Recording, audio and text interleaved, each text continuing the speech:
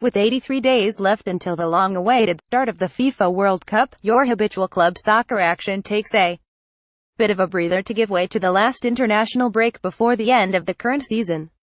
32 teams being the home stretch of their preparations for Russia 2018, all of them with plenty of questions to answer before hitting the big stage.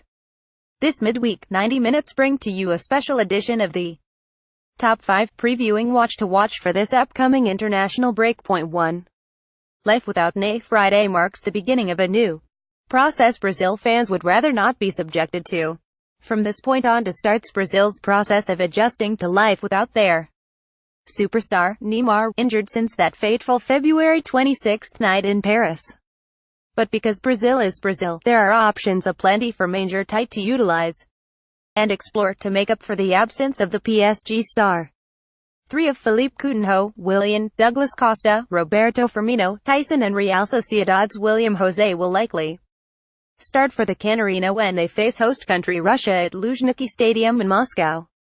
The rest of the squad remains the same as it has for the last almost 2 years, with the only other notable absence being Felipe Luis, also due to injury, but these two friendlies will give the world a glimpse into their world without Neymar. Point 2. Striker carousel. The debate about who plays striker, should anyone play striker, can two strikers play in Spain, is as much part of their international breaks as Manolo, the superfan with the big drum. This time around, Julen Lopetegui opted not to include Alvaro Morata in the 25-man squad to face Germany and Argentina in a couple of exquisite World Cup appetizers. Instead, Lopetegui made the call to one Diego Costa, who returns to the Roja for the first time since last summer, presumably is the striker of choice. The Morata absence can be attributed to his prolonged lack of form at Chelsea, which caused him his starting spot on Antonio Conte's 11. Yet with the national team, Morata was, indeed, the number 9 of choix, thus his absence has reignited the controversy in the peninsula. Under Del Bosque and Lopetegui, Spain has never been shy about fiddling around with their attacking front. Expect these two friendlies not to be the exception. Point 3. No Paulo Neymar. It is no secret that Paulo Dybala's second half of the season has not been the most auspicious one. It is also clear that, over the last month, La Joya has shown plenty of this best self in Serie A, as Juventus took over the lead in the Italian league. For Jorge Sampaoli, one of the best Argentinian players in the world who theoretically should be the alternative to Lionel Messi, this team has lacked forever and ever, simply does not fit into his system, as publicly admitted this week. And if that was not enough, the same goes for Mauro Icardi, of whom Sampaoli revealed is not on in good terms with some of his Argentina teammates.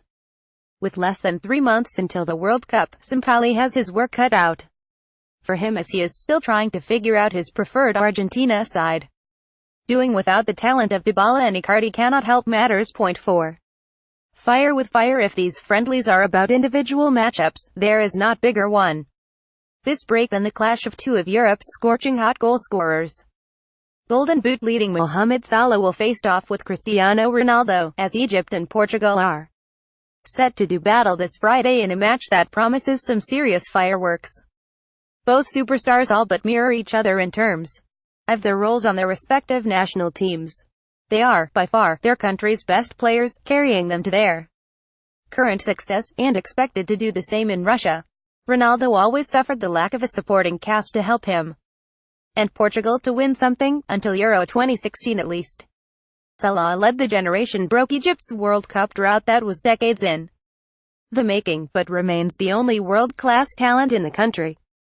Along with the individual clash, this matchup could also offer a preview of things to come at the World Cup.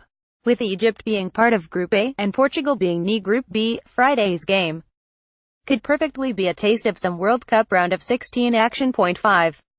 Best of the rest. If the absence of club soccer gives you anxiety, we offer you the full slate of matches coming your way between Friday and Tuesday. Aside from the before-mentioned Russia-Brazil, Friday also features a possible World Cup final preview in Germany vs. England faces off against the rebuilding Dutch team, in Ronald Koeman's debut in charge of the Orange, while Argentina will clash with Italy as part of Gianluigi Buffon's real farewell tour. Their group rivals, Iceland, have made the trip to the United States. to face Mexico, while Nigeria spars with Robert Lewandowski and Poland. Didier Deschamps' France will host James Rodriguez in Colombia at the Parc des Princes, right after the start of Serbia, Morocco and Ukraine, Saudi Arabia. Last but not least, 2014 darlings Costa Rica serve as Alex McLeish's first test in charge of Scotland. Tunisia and Iran will clash, Senegal will face Uzbekistan, and Granit Xhaka's Switzerland face Greece. Caption. Contact Juan Sebastian Pimiento at gmail.com at Pimiento Football.